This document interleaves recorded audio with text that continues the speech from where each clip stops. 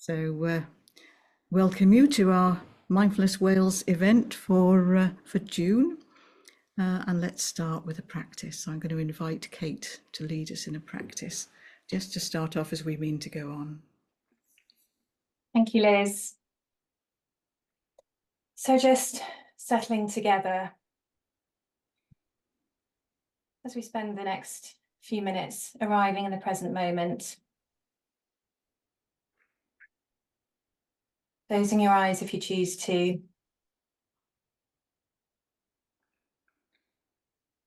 Perhaps taking a couple of deeper breaths in through your nose and out through your nose.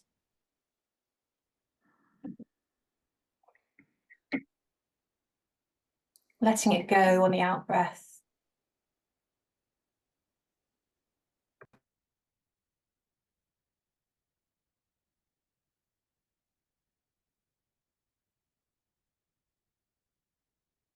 Arriving in the present moment and settling into our bodies.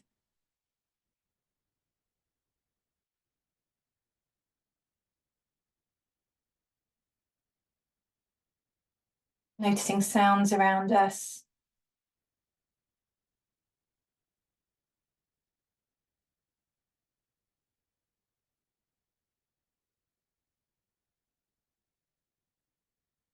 Feeling our feet on the floor. Our sitting bones on the chair. Our hands on our lap. Feeling into these anchor points.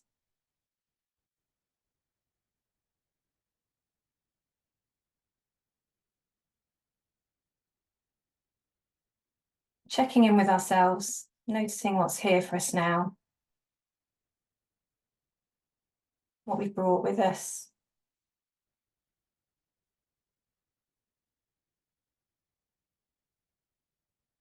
Any thoughts that might be foremost in our mind.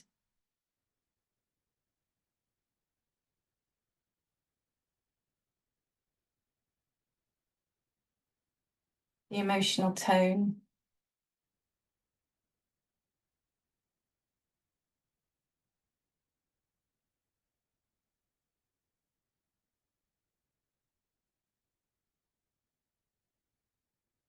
And any sensations that are particularly vibrant. Just noticing and allowing with kindness.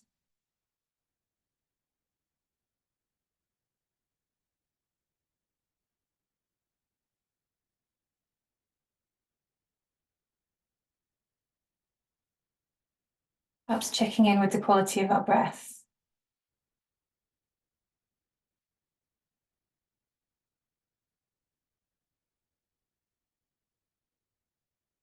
No need to do anything, just being.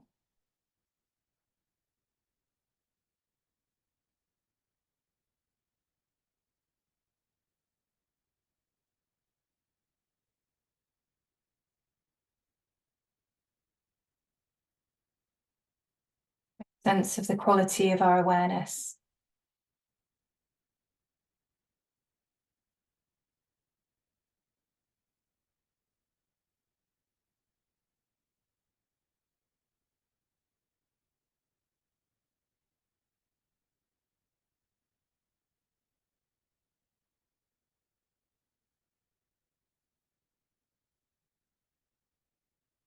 And then starting to broaden our awareness out to the whole of our bodies.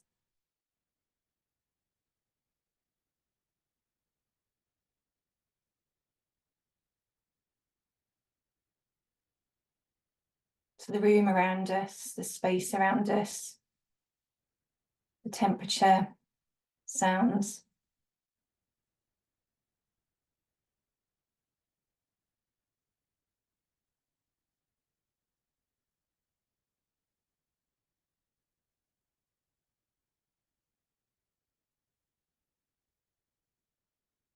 And when you're ready, starting to bring in a little bit of movement back into your bodies.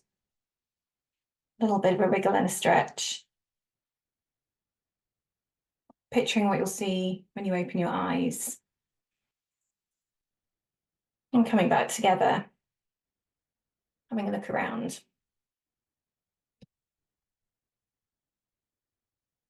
Thank you. Diolch.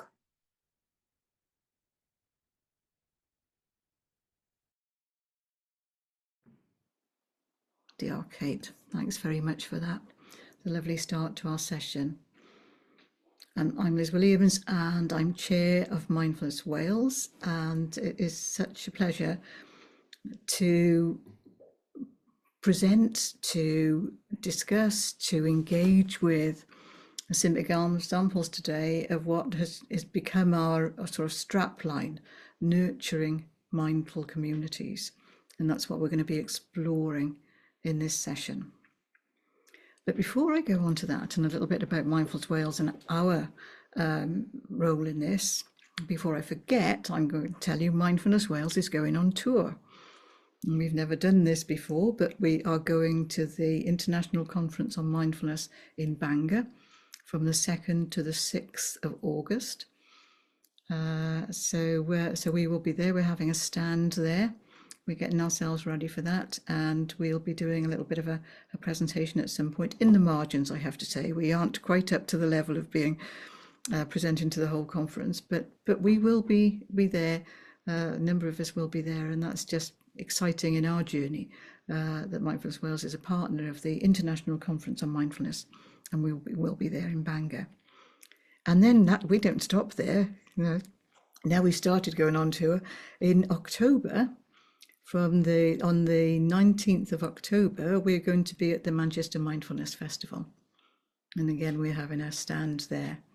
And just putting mindfulness in Wales on the map there. And we're going to see if we can find a way to alert people to our website, to share some of the material that we're creating this evening, to share some of the photographs, some of the videos. If we can make the technology work and get it there, then we're going to be showcasing what it is we're talking about as we go on tour. And then we'll be looking for other opportunities, maybe with a presence at other conferences, because there's a lot. Mindfulness is having a moment, and I know that's why we're all so busy, and that's really good, isn't it? But it is having a moment, and we can't afford not to take it. While there are some open doors, open windows, we've got a chance to share what we know is so effective with so many more people, and that's really, I know that's really important to all of us. So I've mentioned the conference and the Manchester Mindfulness Festival. So that was important. Whatever else I didn't have to forget that. So just a little bit then about Mindfulness Wales and our Nurturing Mindful Communities project. And what has become really clear to us is that this is about weaving mindfulness further into community development all over Wales. Our aspiration is that, in each of the 4 corners of Wales, in absolutely into the corners, we make mindfulness available to anyone for whom it might be beneficial. And we can only do that by working with people who are already working in communities. And one of the ways that we're going to get this out there is to capture some of the wonderful examples that are already going on. We're not inventing this, but what I think we have got a role in is sharing stories. If we can capture some of these stories, if we can find ways to spread the word, and going on tour is one of them, but there are much more local things that we can do in terms of sharing, matching up organisations, putting people in contact with other people who are doing something similar.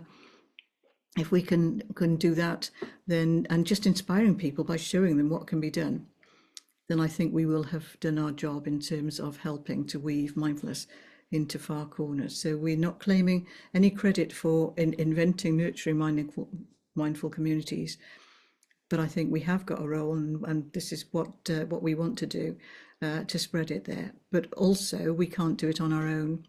We're a small board, there are only 6 of us. So it's about partnering, isn't it? It's about, Wales is the sort of place where we do all know each other, and we can work together and we can help spread the word.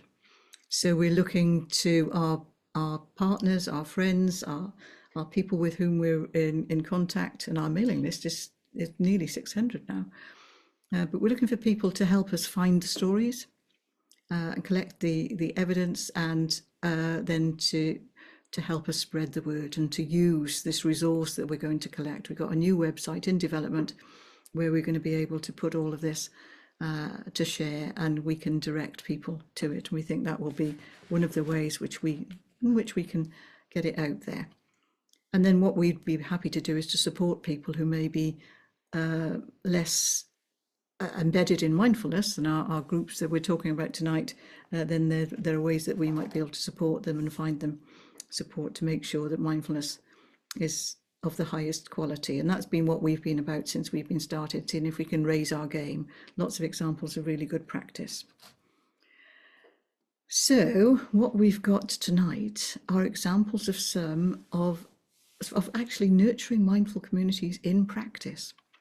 And we take absolutely no credit for that at all. These are examples that we've found and we think are really worth sharing.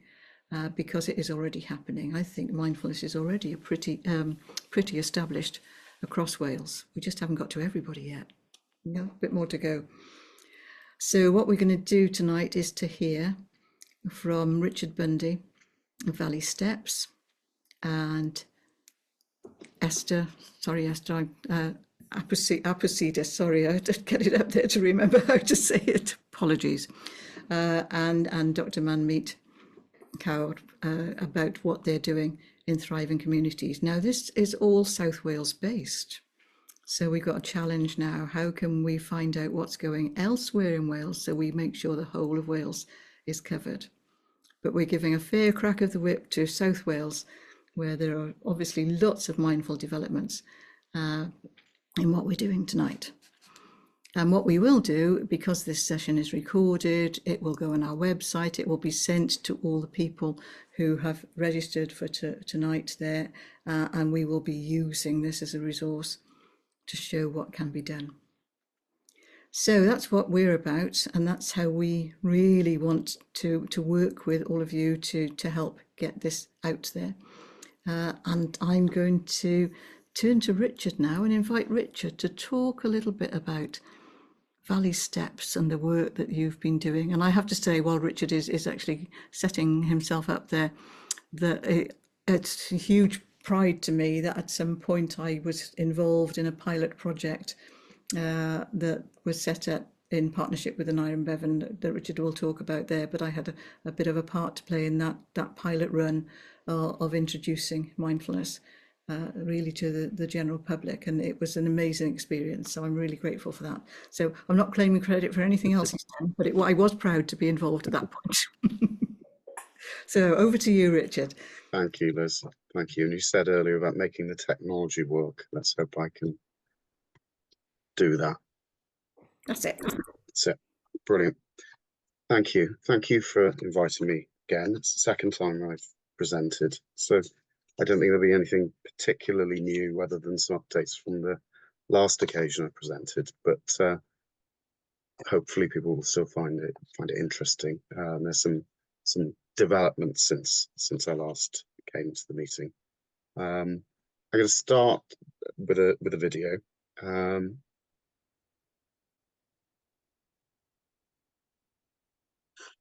And this is a video that was made some time ago now, but it was somebody who's used Valley Step services and who agreed that we could then use the video to promote what we do. So I'll play that before moving on to the main content.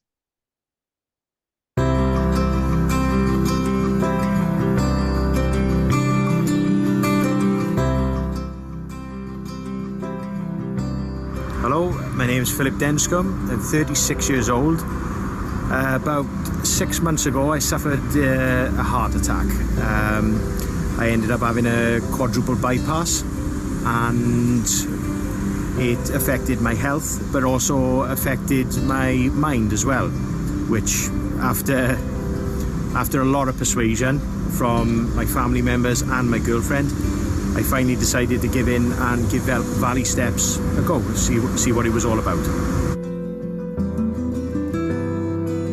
What did mindfulness do for me? It helped me deal with everything that I've been through. It helped me deal with anxiety, it helped me deal with stress, and just helped me deal with everyday life in general with just a set of tools that were given to me for nothing.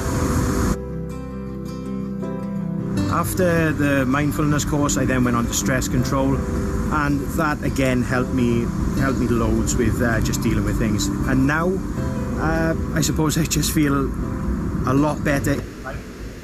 I'm more positive. Everyone has told me I'm just a nicer person to be around, and I just find that I'm coping with life so much better in such a better way.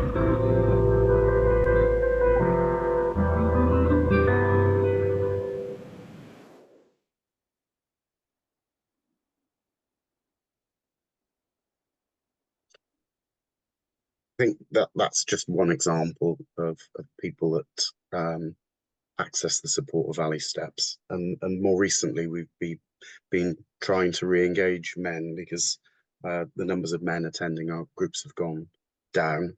So we're currently in a process of consultation around how we can better engage that group within the community. That's partly been enabled by some funding that I'll talk to you about later, but Valley Steps was set up in 2016, and it was within a particular context. And it was because at the time we were based purely in Cwm Taf, and Cwm Taf at the time was Rhondda Cynon Taf and Merthyr, and that area had the highest levels of mental health problems in Wales, the highest rates of prescribing of antidepressants in Wales, and at that time the rate of increase in prescribing was also the highest.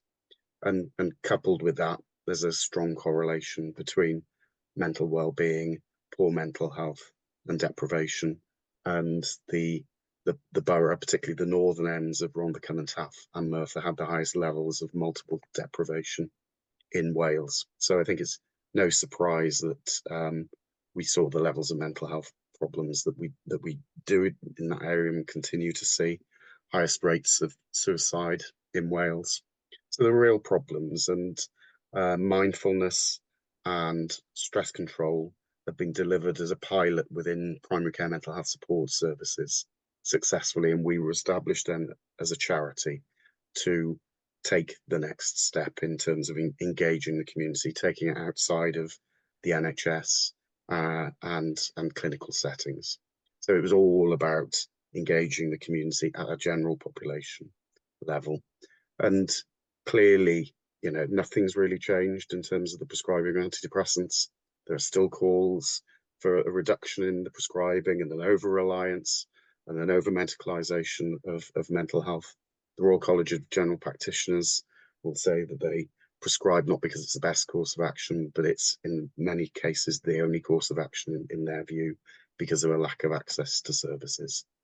And then again, going back to areas with higher levels of deprivation, it's well recorded that those areas have greater challenges accessing services.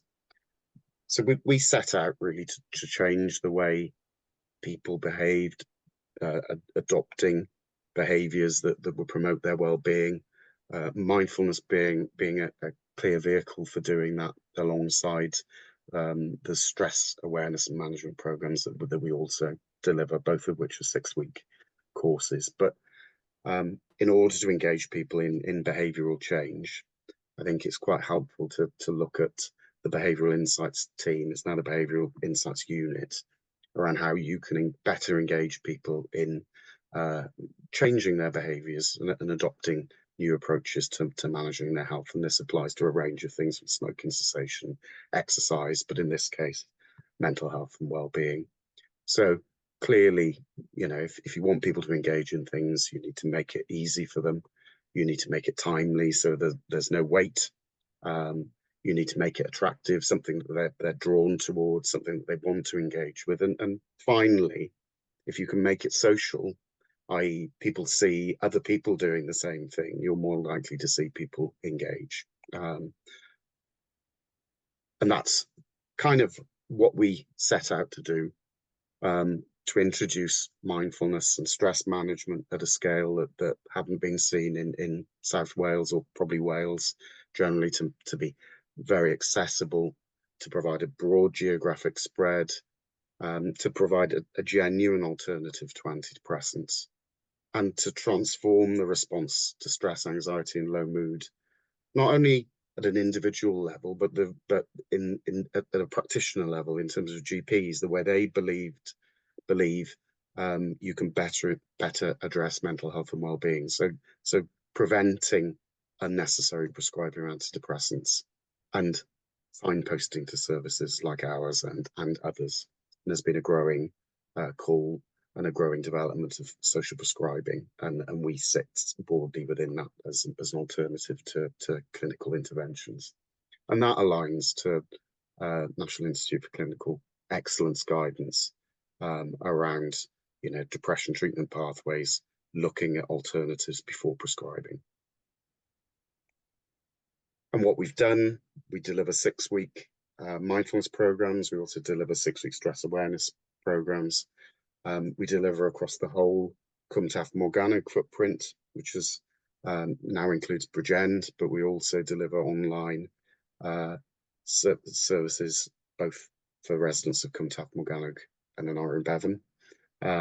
That centres around mindfulness for every day, and our Steps to Wellbeing programme.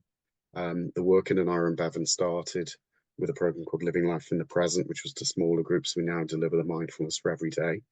We've got a programme actually in Iron Bevan starting in a week or so, and we've got 40 people signed up to that, which I think is an indication of the kind of take up, where people are made aware of mindfulness and it's easy and accessible.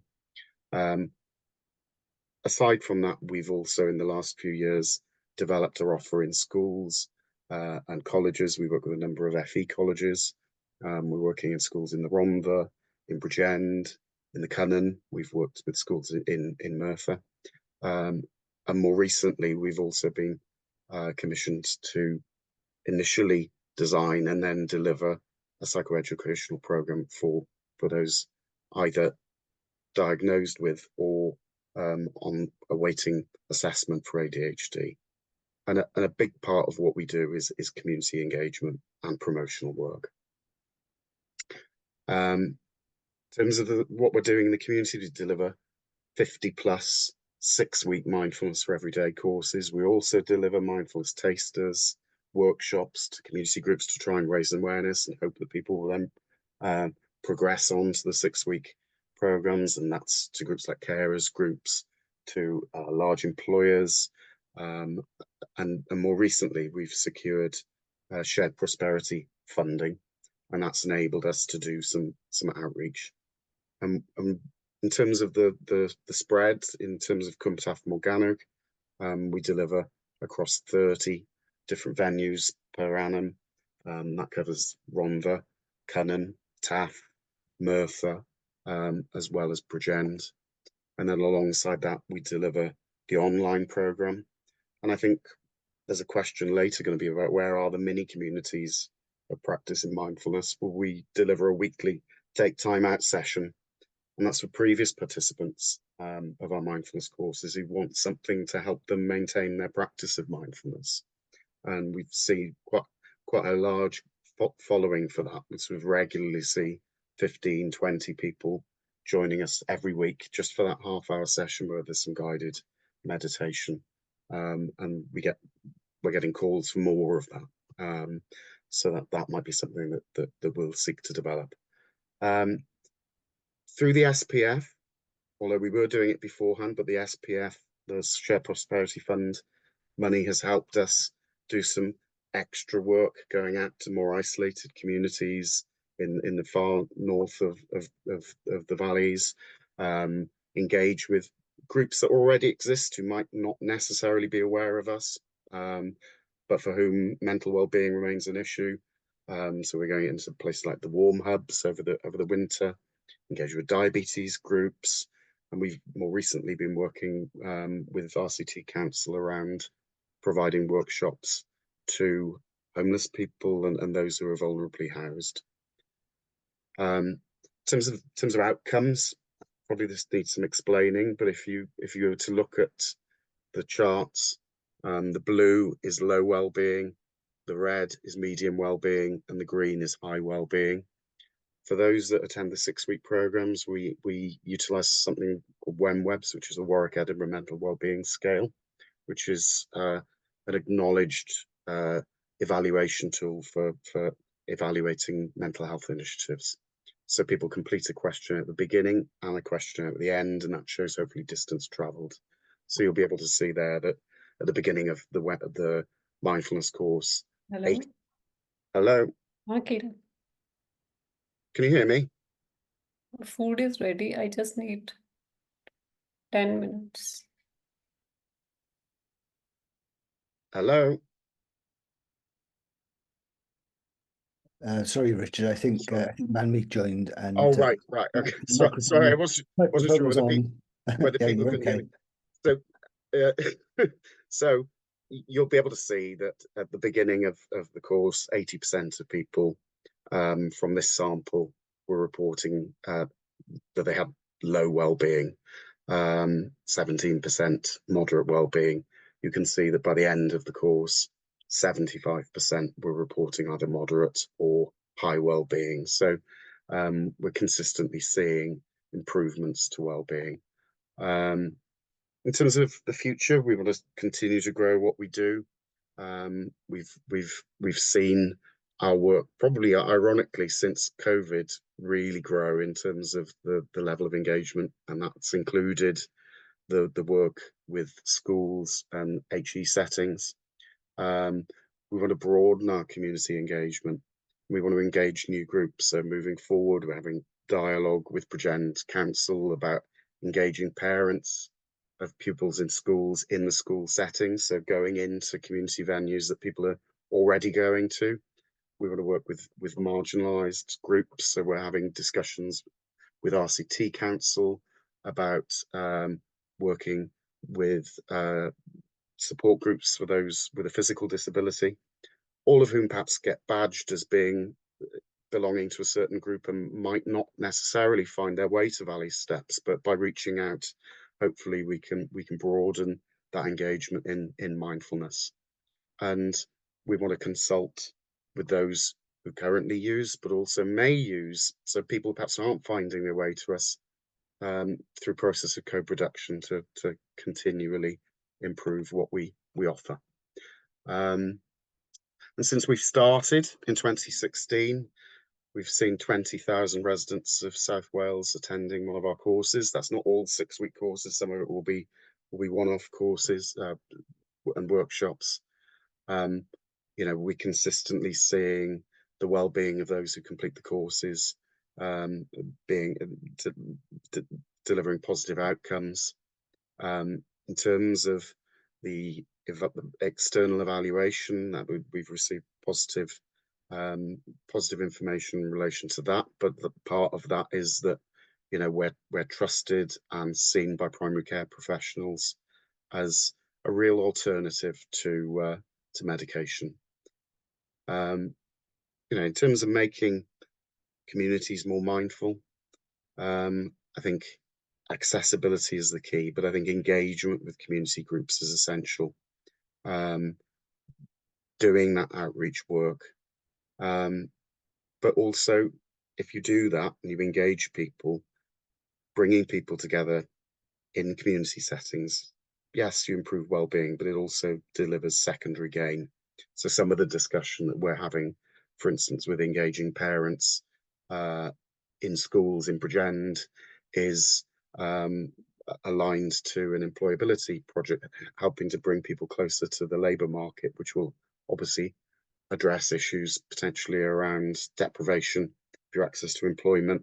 That can also then improve well-being. So hopefully it's a stepping stone to other things. And something I said probably the last time I came was, you know, I think there is an over-reliance on medication, and there's an over-reliance on therapy that there's a long waiting list for. And I think access to mindfulness and other psychoeducational programs are a valid third way, and I think fits very well with the preventative agenda. That's me. Thank you very much. I don't know if anybody has any questions.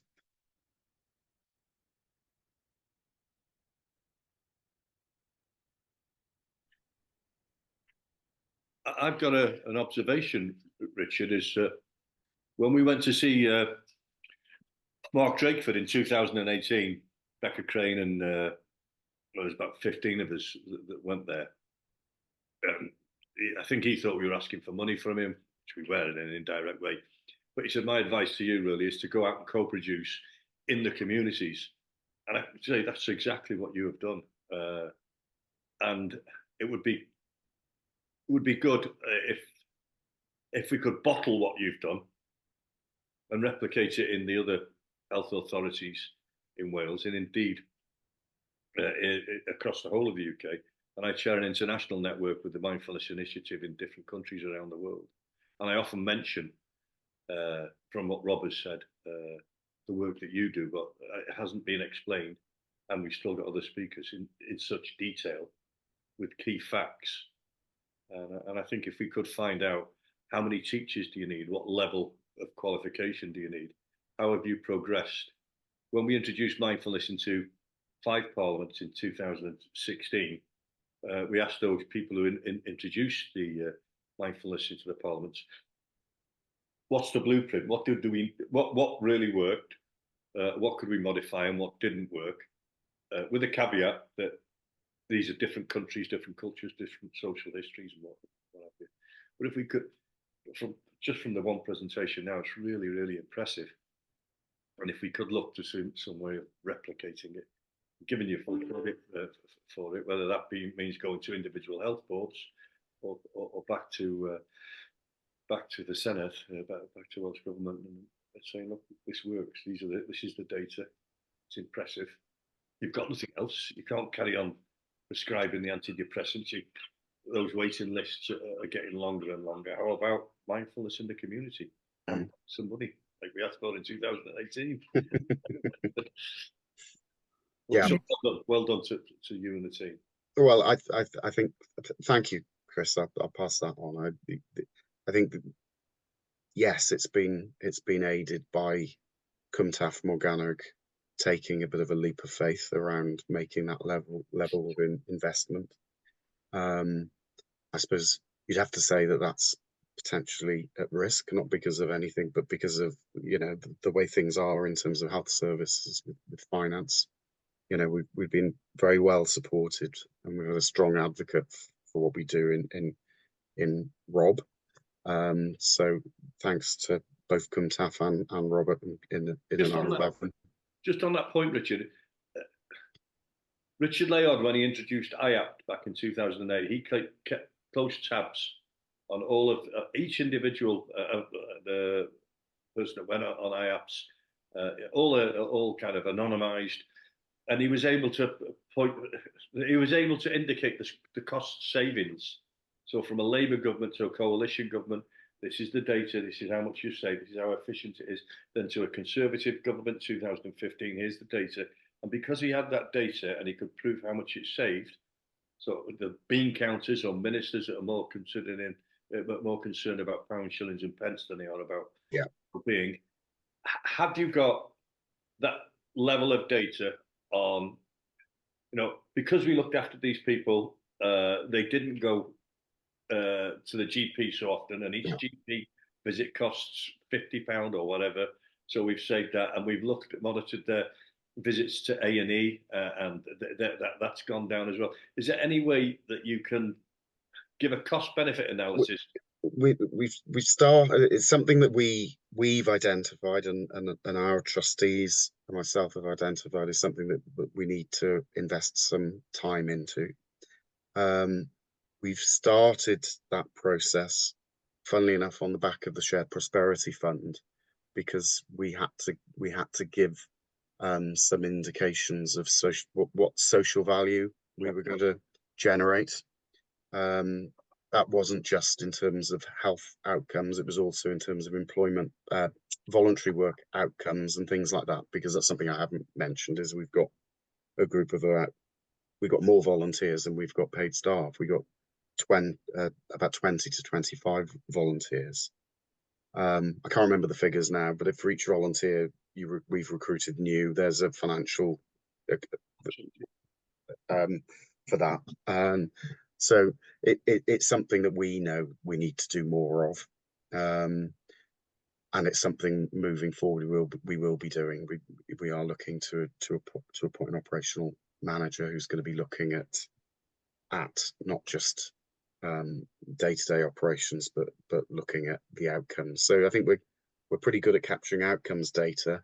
I think probably what we're not very good at, like a lot of organizations, is then converting that outcome data to, you know, a cost benefit analysis, for want of a better description. Sorry,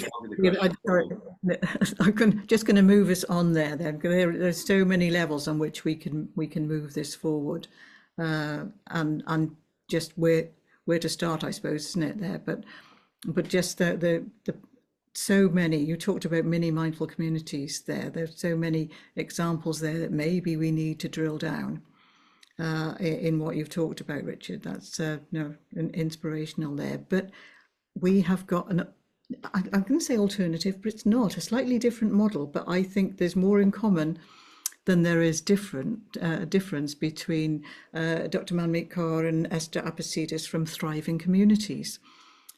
Working still in South Wales, but in a slightly different geographical area, and doing some very different things, but I think probably with lots of the same aims there. So it's just so exciting that we've got on what is my doorstep, because I'm South Wales, I'm based in Torfaen, what's on my doorstep, that we've got two organisations that are doing such sterling work and are really nurturing mindful communities in practice. So let's hold any more discussion with Richard, but actually hand over to Dr. Manmeet Kaur and Esther Apasidis to talk about thriving communities. And then lots more information to come, I know. Thank you, Liz. Yeah, and thank you for inviting us on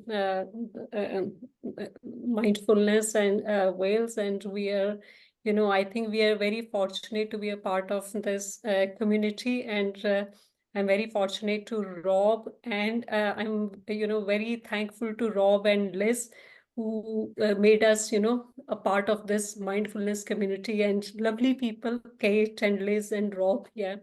Thank you all, and for giving this opportunity. We haven't made any, formal presentation, but we thought, we'll just go through our experiences from the thriving communities.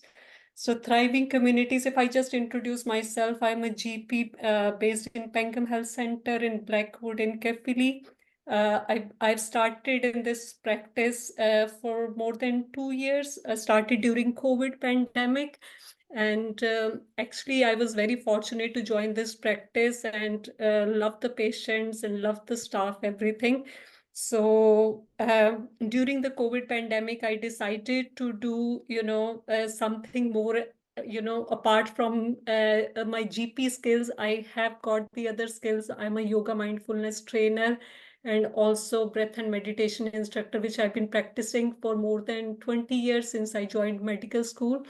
I thought, mindfulness, as we all know, that it plays, as Richard mentioned, that it plays a huge role as a primary prevention to help with the anxiety, depression, which was obviously on rise during COVID pandemic. So I approached Annurin Bevan Health Board, Research Development Department, did a voluntary project in my community and Flood Release Community Center, which was just, few steps away from my GP surgery. My practice supported to start that project. And, I was very fortunate again to meet lovely people from thriving communities. I met Mel, who supported me all the way through that voluntary project.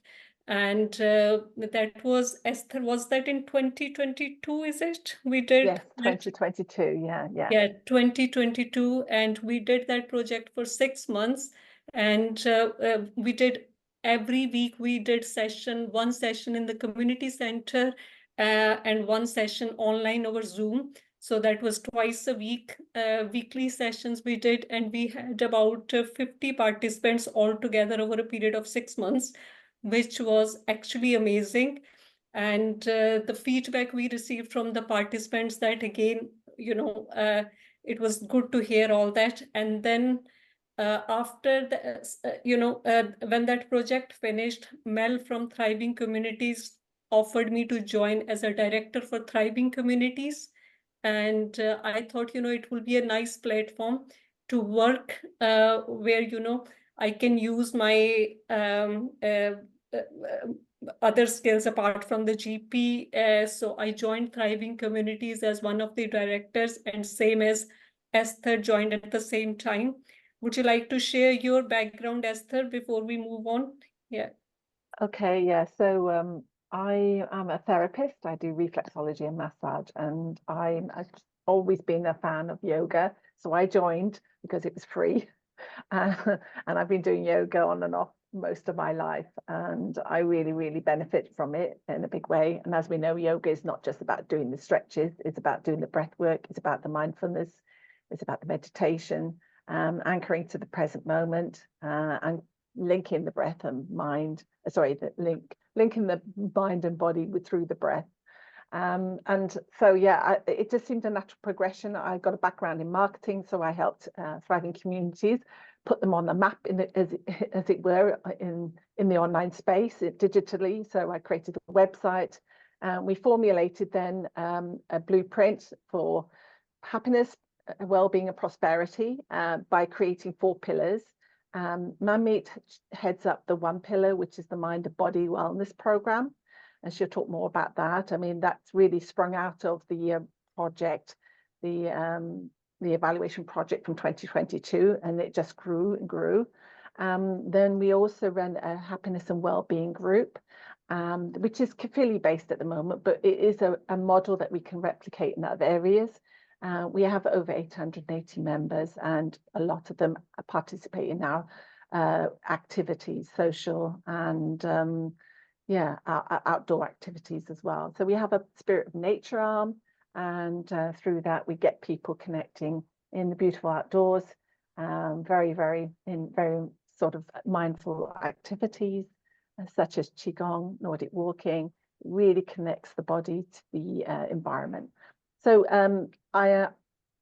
so I think that's really covers it. And we do, the final pillar is the well-being and empowerment workshops. So I'm a big proponent of empowering others, seeing, and it really, the whole idea, the premise of Thriving Communities activities, or the framework that we use, is the PERMA model of positive psychology. So it's all about running through this, like creating meaning in people's lives, savoring moments, positive experience, and being in flow. So fully immersed in the moment, in mindful activities. So I'll pass back to you, Manmeet, because I think, key part is this mind and body wellness program, and how we are tackling the issues of the mental health issues, especially, but also mobility issues. So, after that voluntary project, which I just mentioned, yoga mindfulness therapy project, which we did in 2022. So that gave me a huge confidence to start another program. And obviously, with the help of Esther, Mel, and other directors for Thriving Communities, we started this new program called Mind and Body Wellness Program. And this program, it's right now, it's a 6-weekly program. For first 5 weeks, we do like 90-minute session that includes mainly introduction about, various sources of energy, talking about food, breath work, exercise, connecting with nature. So all that, including then slowly and gently we build on to yoga and mindfulness, and also including various other health talks, depending on, what the audience wants to hear. So this 6 week, for first 5 weeks, it's a 90-minute session. And then last week, we offer participants a 3-day breath to health workshop. That is, it's 3 hours on 3 consecutive days. And it's more focused on various, advanced breathing techniques. And then advanced level of, meditation practices. So the people who do that mind and body wellness weekly sessions, they normally enroll onto these breath to health workshops. So we have done so far, we have done 5 cohorts. We were very fortunate that we had RIF funding for last 1 year, and that supported us for about 10 months for this mind and body wellness program. We were able to do 5 cohorts. And on cohort 4, we were again very fortunate that Swansea University started supporting us in evaluating this program. So what we are now doing is that we are sending all our evaluations, pre and post evaluations of that 5-weekly program to Swansea University, and they are now helping us, with the evaluation part of that 5-weekly program. And so far over last 10 months, we did a bit of, internal evaluation. We had about 78 participants altogether who joined on 5 cohorts. And on Breath to Health workshop, which is a 3-day workshop, more advanced one, we had about 46 or 47 participants joined all together on Breath to Health workshop. And then obviously, we also made few video testimonials and all that. And we also presented that data which we collected on the NCN meetings. That's the neighborhood GP meetings for Blaenau-Gwent and also for the Kefili. And recently, we also did a taster session as a Breathe Well initiative project in Blaenau-Gwent in Abervale. And we did a Breath to Health taster session, which was a 90-minute session. And that was, Esther, would you like to elaborate on that? Yeah. For the Blaenau-Gwent taster session. Yeah, so it was a great collaboration project with Ebervale, the Ebervale Institute. So we literally had go ahead on funding on a Friday, and by Monday we were booking the venues and we were starting to promote. And by Thursday we had the taster workshop. So it was only 3 days turnaround. We had to deliver it quickly because we had to deliver it. It was a sort of a sum of money that we had to spend very quickly. And in the 3 days we had 44 registrations, and actually 30 people showed up for the taster workshop. Given that it's a new community for us, because most of our work has hitherto been in the Kefili area, it was a real success, and we had really amazing feedback from the feedback forms. They loved it, they wanted more of it. Obviously not everybody could commit to the 3-day intensive that we then delivered the following week, but we had, I think, 12 people registered for that. And again, we produced a video of those testimonials. And I think it's just really focusing, for them, it was really a wake-up call that they could manage their emotions through their breathing and their health, their mental health, and calm their anxiety and elevate their mood. We do a little bit of laughter yoga, so that really, really lifts the energy completely. And it's so, for example, this morning, I was in Newport, so we're starting to forge connections in the Newport area, and we're waiting to hear about further funding to do a similar project in Newport. So there is this sort of seems to be this momentum, this swell of activity, and people are starting to recognize what we're doing and the impact it's having. I don't know if we got time to share a video, or we can give you a link afterwards to the testimonials that were shared from Blaenau-Gwent. So yeah, it's very powerful. I can make you co-host if you've got the video handy. Yeah, okay. Would be some lovely evidence of what you're talking about, wouldn't it? I've made you co-host, so you should. Okay, lovely. I should be able to share. Yeah, no problem. Your screen now. Okay. I'm trying to find where it is. So I'm trying to find my. There it is.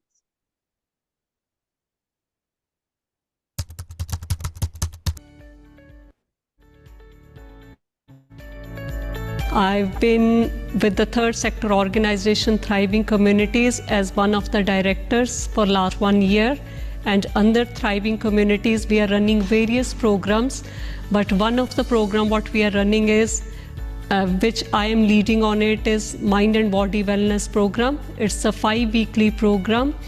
Under this 5-weekly program, participants learn about the yoga, breathing exercises, mindfulness. I've come here the last 3 days to experience a totally different thing and broaden my mind and take it all in, hopefully. Saw the advert and thought I'd come along and see if I could learn some new techniques to cope with things. This is one of the reasons why also I came here, to have a look and check something different. Always I was interested of yoga and, you know, breathing. So I had 2 weeks off.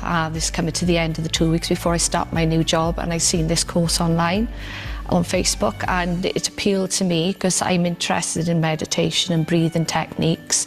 And then after I'd done the breathing and the yoga with Manmeet, and I just grew and grew and grew and got my confidence back. I'm actually just a human being and an artist, and I got involved with Thriving Communities just 6 months ago. They're a wonderful group of people that do all kinds of connecting and empowerment work with especially every age group, but especially middle and older and younger people.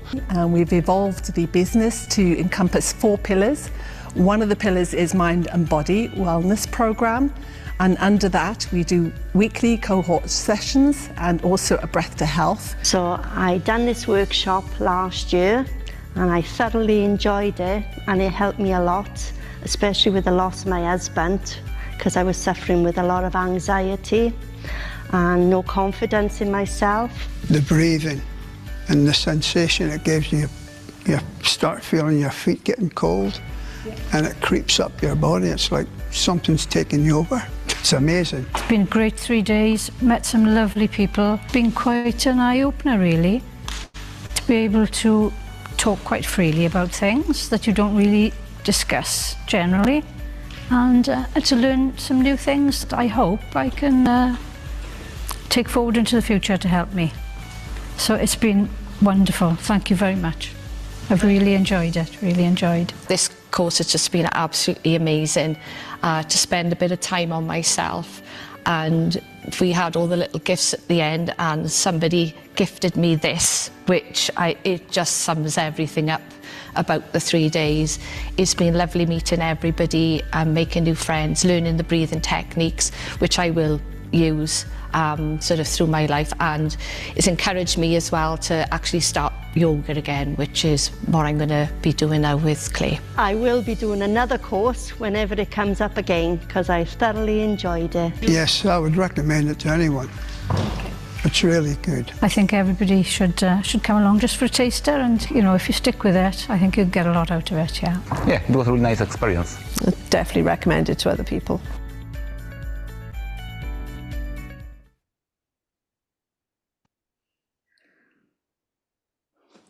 Oh, thank you both.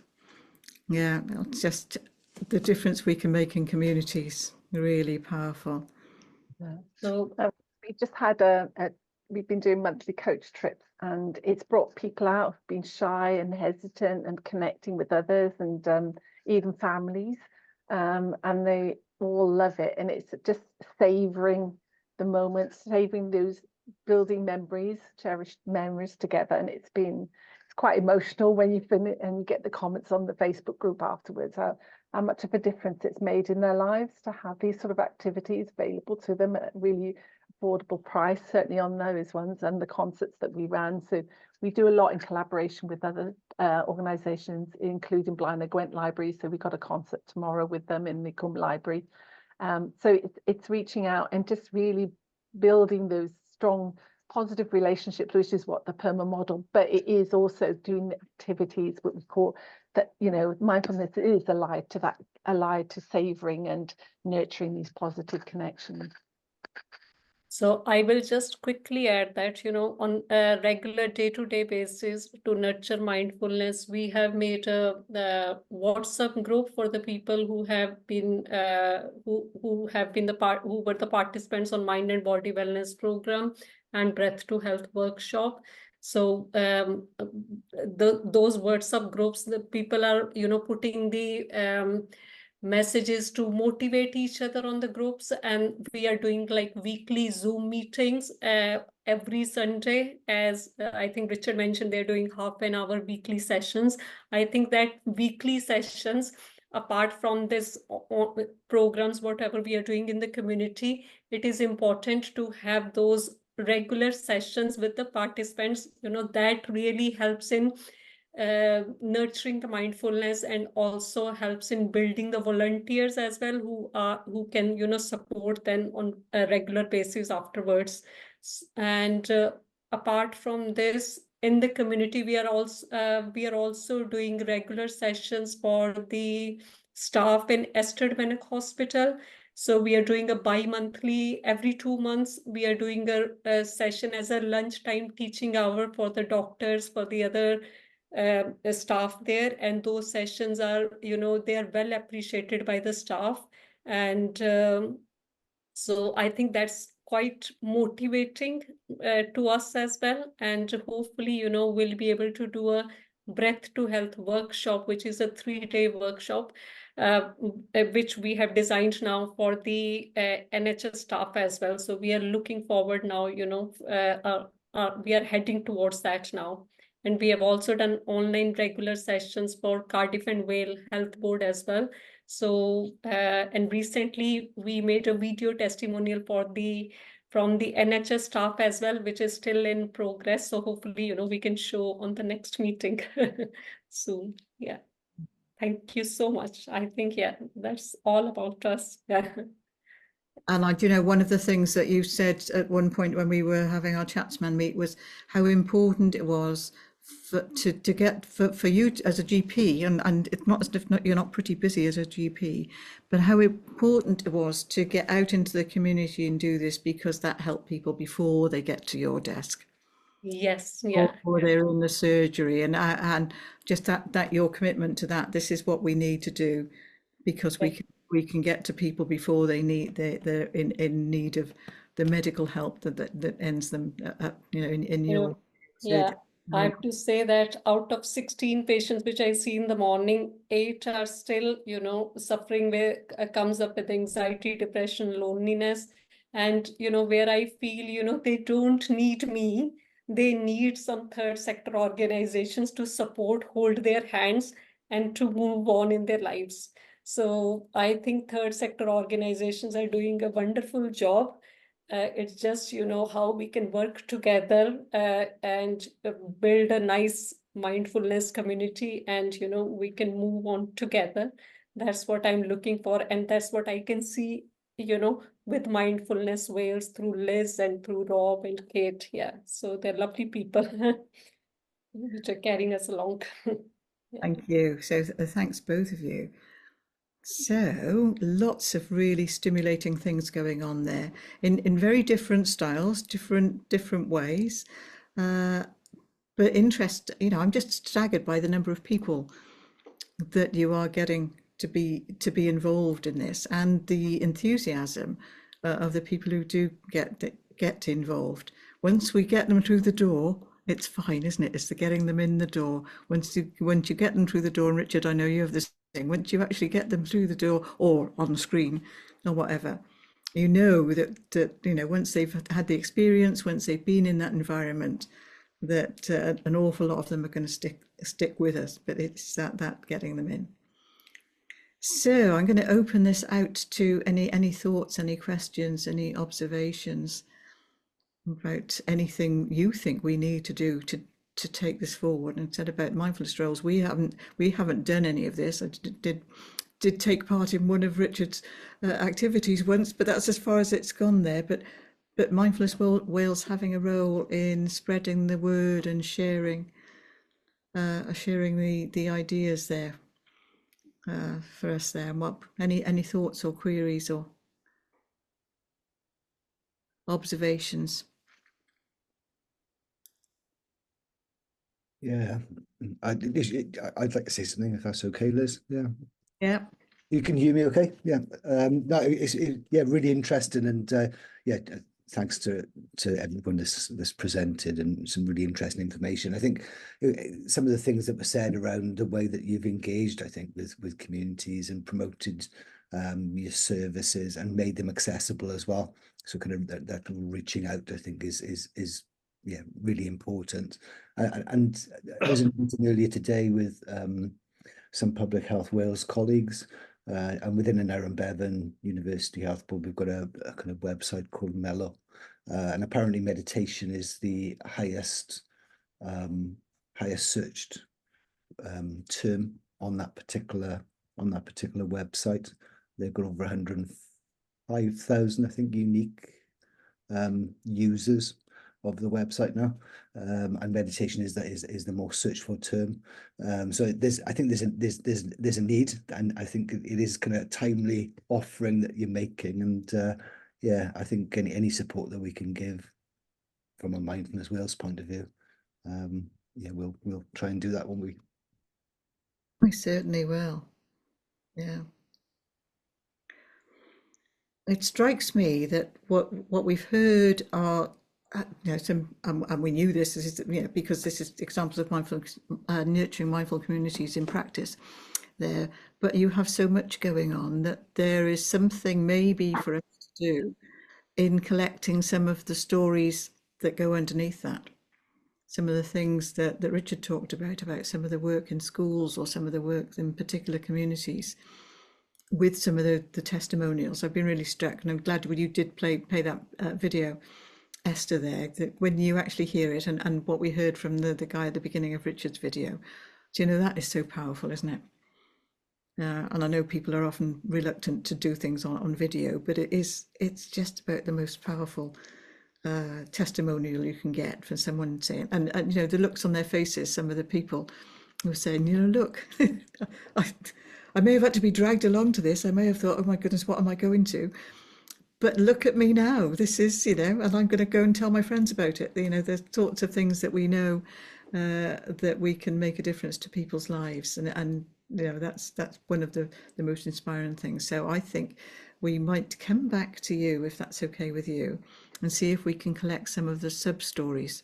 Yeah, I mean, I just this experience this morning in Newport Market with Vix, it was organised by as a job fair and also a wellbeing event, and doing some taster sessions there with some of the other exhibitors as well as with visitors, and they were quite, you know, moved and thought it was so powerful just to sort of take a time out, just to connect with themselves, immerse themselves in some breath work, meditation, and also do some facial reflexology, which really is very calming and soothing and connects them as well within themselves. And yeah, and they just were so enraptured. I can't say another way differently. It was just so transformative for them, even just a short little taster session.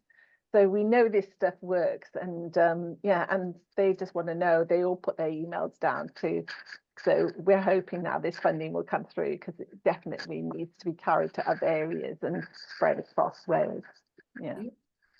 And we were very fortunate that we received another, you know, funding to carry on the mind and body wellness program in Kefili, where we started, because I did not want to stop, because that, you know, our funding has finished.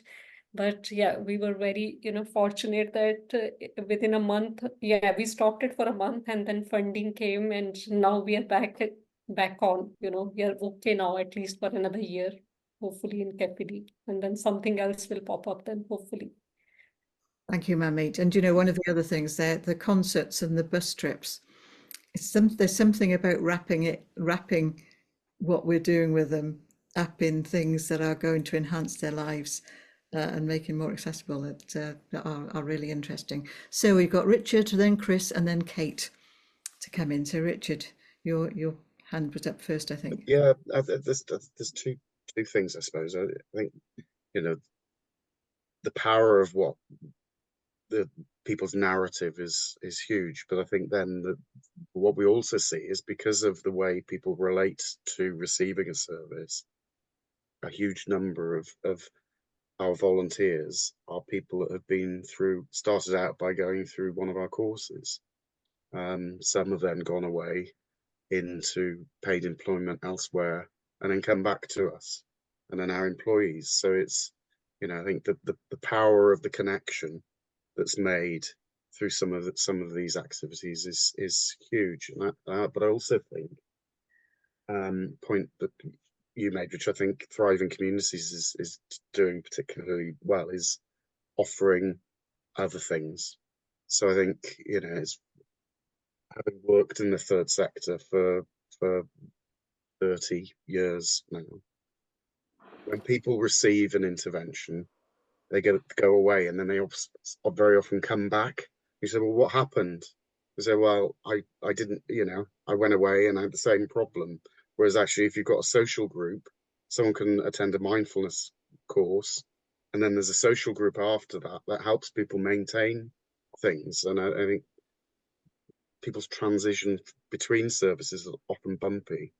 So if you can actually shorten that transition, and you can just go quite easily from one thing into the other and then maintain what you achieved in the first course, for instance, that's a real positive from my perspective. Thanks, Richard. Chris, you wanted to come in. Yeah, just well, linking what Richard said there and what Manmeet said before, is it's having that regular weekly meeting, Sangha or whatever you call it, that I think that gels a group together and allows for that continuation. That's why we've still got a parliamentary practice 11 years on, is because we met every week. So that's one point. And the second point is, I mentioned developing a case to put to the the Senate, the Welsh Government, but also there are other groups, like Meet said, the voluntary sector. Half the people that come to it should be with voluntary groups. So can we build a case to take to the CBCs across Wales? There's also a number of towns in Wales that are receiving levelling up funds, including my own town of Rhyl, and I've been put on the board, the 8-person board for Rhyl yesterday. But I think Barry's got it, Wrexham's got it. There are a number of towns. They've got big pots of money, £2 million a year, £20 million over 10 years. So if I don't think it particularly highlights health, but it does highlight loneliness and social cohesion. So again, these are two fantastic projects. What are the things that we've learned from them that we could package up to allow that funding, be it from CBCs, from Welsh Government, from town fund boards, from the Levelling Up Fund, that will allow mindfulness to be spread throughout Wales, for the funding to be there. We know we've got unemployed or underemployed mindfulness teachers, highly qualified. That if we could meet the two of them together by giving the statistical and the story case for expansion. Yeah, and Rob has picked up that the involvement of Swansea University and wanting to know more about that as that's being evaluated, Manmeet. So I think that Rob is really tuned into that because of the evidence base. You know, as you do really too well. You know that you know, and Richard has got the evaluation and all of that as well. That those are powerful tools to have. So so Rob will be in touch with you on that one, I'm sure, to make sure we pick that up as the Swansea stuff comes through. Definitely, yeah. Sorry, Manmeet. Looking forward for that as well. And Kate, you wanted to come in. Yeah, I think one of the nice things about an evening like this evening is it just provides an opportunity for us to come together and share experiences and learn from each other within the mindfulness world. And clearly one of the strengths of both your organisations is the community engagement. And I just wondered, from the experiences that you've had over the last few years, what your key learning points have been, if you like, in terms of how to engage community at a local level. If you'd be happy to speak to that, Richard and Esther and Manmeet, thank you. Yeah, I suppose some of the learning for us is it's almost like you need to look at things on a hyper-local level, because actually people in many of the communities we work with won't travel. So, you know, that's been part of the strength of what we do. We move around. So, you know, if we're working in the Cynon, we won't just work in the Cynon Valley, we'll work in the north end of the Cynon Valley. So we're now in Aberdare. But prior to that, we were in the south of the Cynon Valley in Mountain Ash. And I think it is that outreach. I think, you know, there was that article in The Guardian that I shared, but I didn't cite properly, forgive me. But, you know, around people who live in areas with high deprivation experience problems in accessing services. I think part of the challenge is that services have become, apart from GPs and primary care, have become so centralized that you have to travel. And actually, you know, very often it's not uncommon, you know, to hear people talking about, you know, during the cost of living crisis, they're making a choice between heating and eating.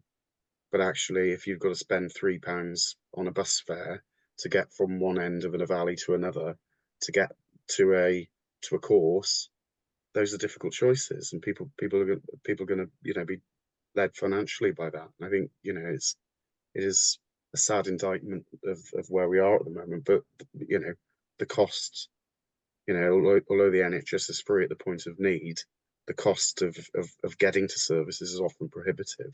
So it's, you know, you don't have to come to us, we'll come to you. Now we you know, we've been commissioned to do that, so we're fortunate. But I think if you're a smaller organisation, it's engaging with groups that already exist is a good step forward, because trust in communities is another big issue. You know, if you're introduced by another third sector partner as someone that's, you know, trustworthy, people are more likely to engage with you. I think, you know, we've spoken, Kate and Liz, about, you know, perhaps people's perception of mindfulness isn't you know, necessarily correct.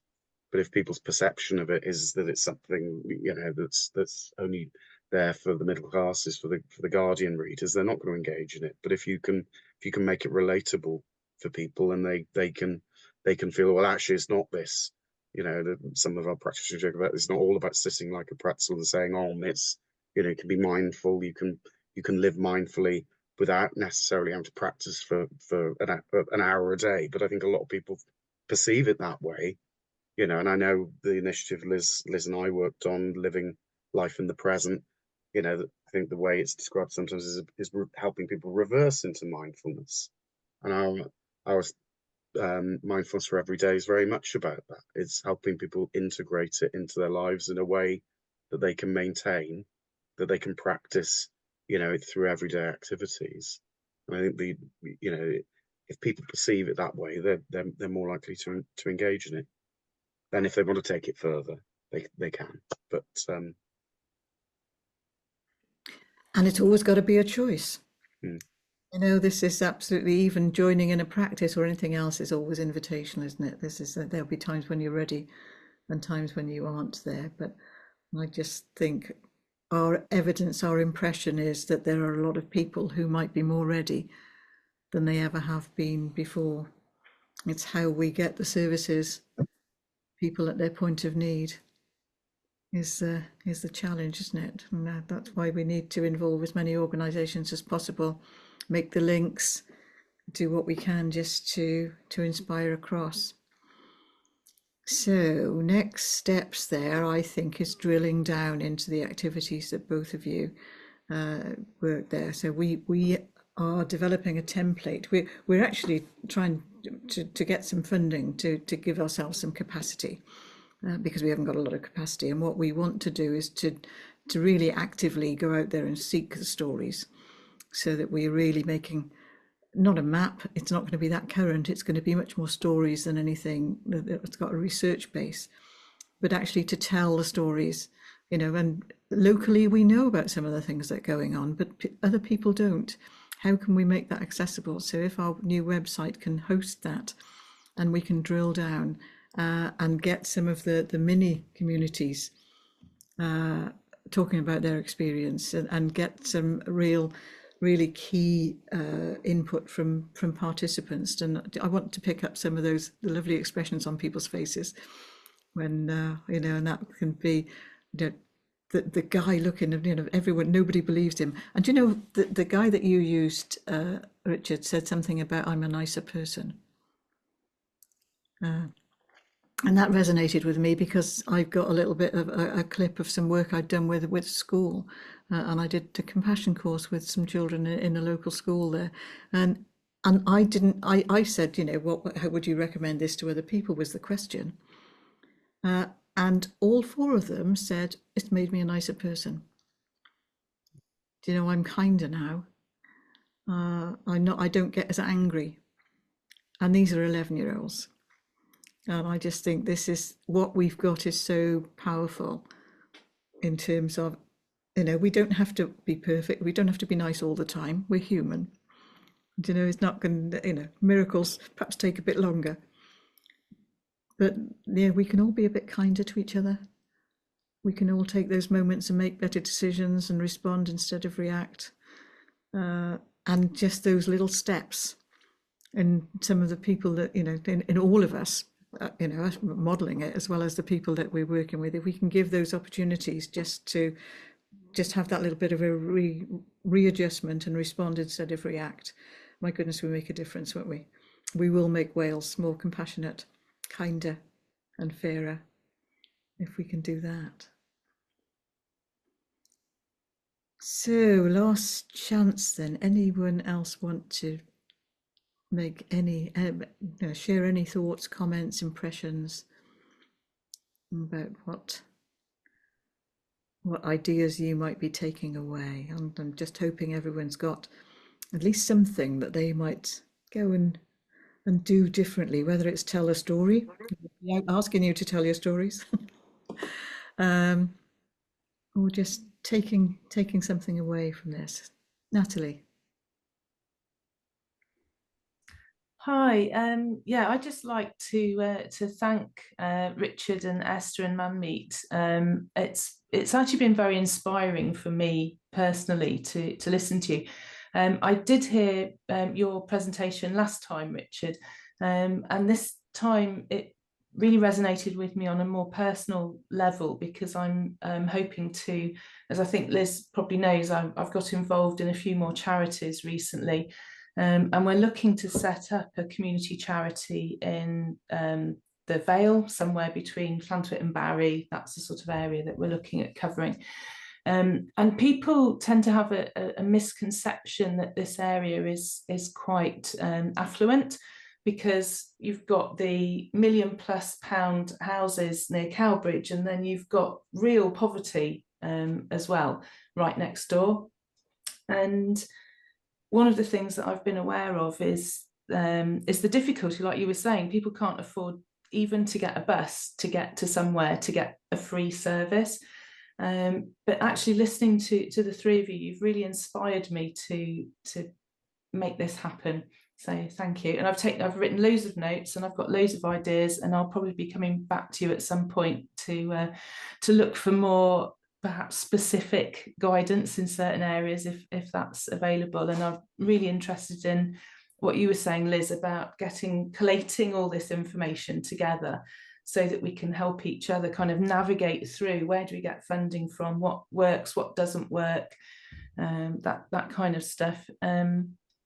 Also, just something to share with anyone who might be interested. The BSOM, the British School of Meditation, have recently done some research into what kinds of courses people are looking for. And I think we all know the 8-week MBSR is kind of not very popular at the moment for lots of reasons.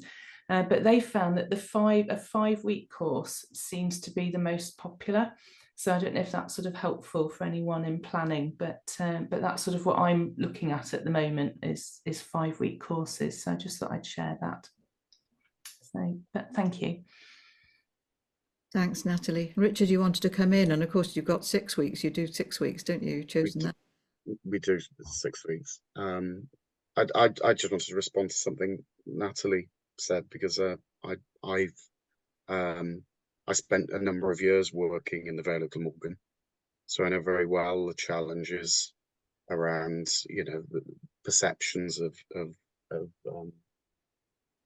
wealth, affluence. There are huge pockets of deprivation even in the rural Vale, and issues around access to housing.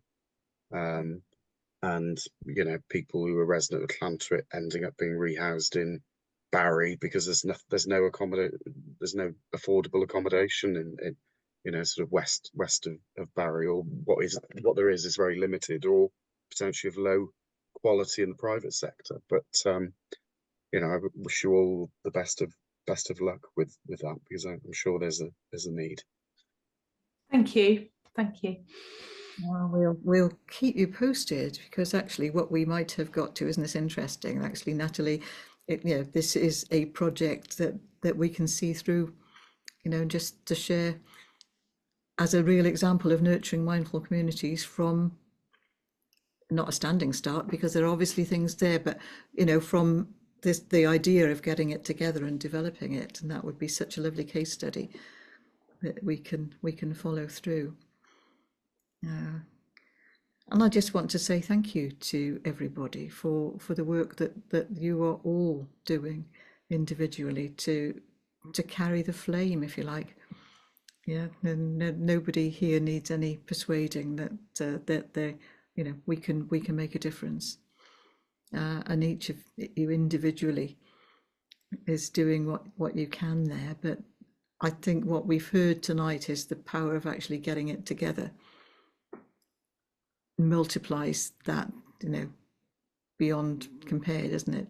Actually, grouping it together, offering the different activities, covering the different areas. That's it's still a little, powerhouse of mindfulness that we can get going in South Wales. Here's our challenge to find what's going on. There will be things going on elsewhere in Wales.